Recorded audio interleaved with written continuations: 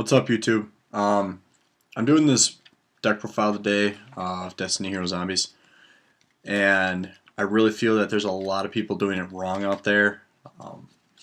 Played today, and been doing a lot of testing on Dueling Network and things like that, and it's been winning quite a lot. My sideboard wasn't even complete, nearly. It had like 10 cards in it, and the extra deck isn't even fully complete. It's got like 11 in it. Ended up winning 5 rounds, beat dragons, beat ghost tricks, which I don't even know what they do quite yet. But I mean, it's beating all the meta out there just because you can make 8s like nothing else. And the thing you got to remember with this deck is it's not all about hand control. You're not going to win the hand control fight with some of these other decks. With this deck, it's all about maintaining your field. And I just think a lot of people are building this deck wrong, and I would like to see people play it how I believe is correct. So without further ado, let's get into it. We're going to start off with the one-ofs for monsters. 1 Gores, Dark Arm Dragon, Spirit Reaper, Destiny Hero Doomlord. The reason I'm running this is to get rid of Exceeds. For those of you who don't know his effect, once per turn you can banish a card, and you can banish a card your opponent possesses, and I believe it comes back during the second standby phase after activation. So if they make Dracosack, you play this, get rid of all material, or Big Eye or whatever, and get rid of all material. Also, I'm running these two because you can make Leviathan plays with it. This tends to stay on the field, obviously, because it's Spirit Reaper, but you overlay for Leviathan, bring back Mizuki or Plague Spreader or whatever. To the 2 ofs, 2 Plague Spreader Zombie. This is the only tuner in the deck, and you just keep bouncing it over and over and over. And basically, you only need 1 tuner as a 2 of because it's so accessible. 2 Summoner Monk. Summoner Monk is absolutely nuts in this deck. Just nutty. Sets up all your malicious plays and Plague Spreader plays in 1 turn, really. Double Mizuki. Double Zombie Master, because 3's too many, 1's not enough. The plays with him really can go off. One of the main ways to bounce your Plague Spreader, obviously, but he's good at 2, bad at 3, bad at 1. Darnell Armageddon Knight, summon it with Summoner Monk, pitch a Malicious, pitch a Plague Spreader, something like that. Pitch a Zombie Master if you have life and can get it back, or something like that, or Mizuki Engrave. To 3 ofs, Triple Goblin Zombie for searching. I like this card a lot, obviously because it searches, but you set this in the TT in first turn and it's a good thing for you, you know. And the last monsters is Triple Malicious because you can, and he makes 8s. Spells, 3 MST, because MSTs are really, really good right now.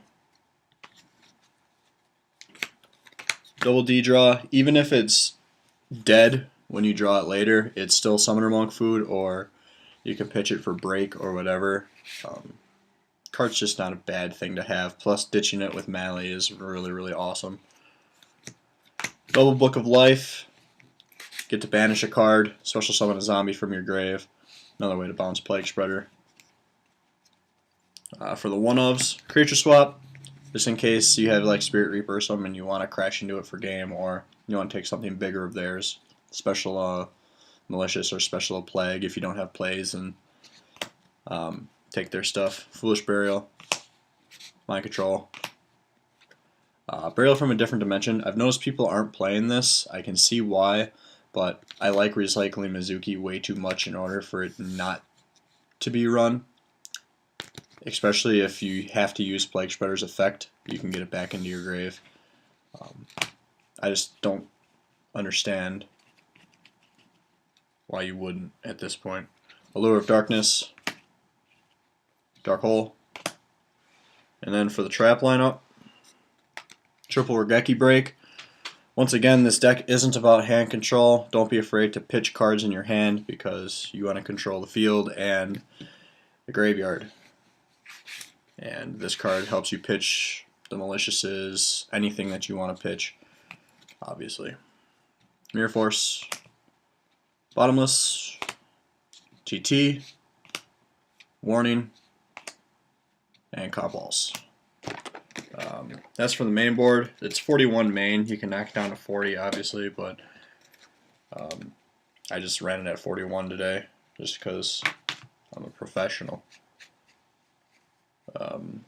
As for what I do have of the extra board right now, 1 Lava Vault Chain.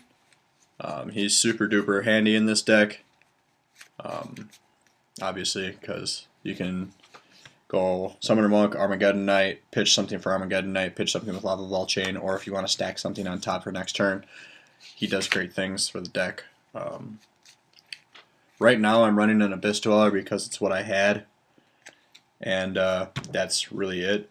I think this is going to become a Maestro and a second Lava Vault Chain.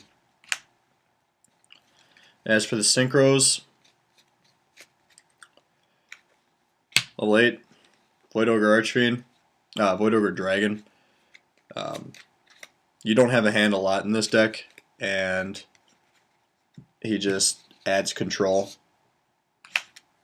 Colossal Fighter, because decent level 8.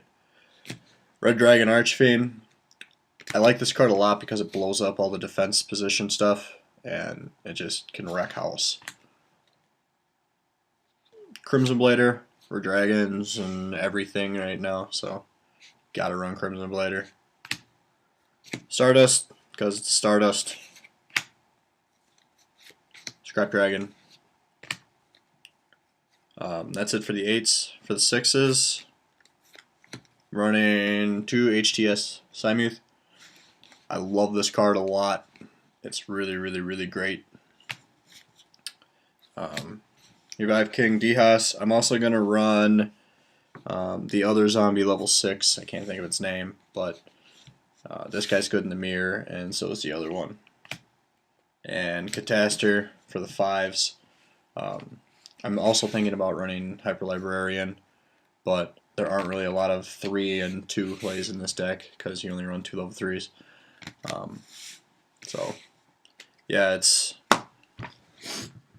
built, and like I said, I ran it today without a full extra deck and sideboard, and was competing with and beating the meta. So do with it what you will, but try and build it right.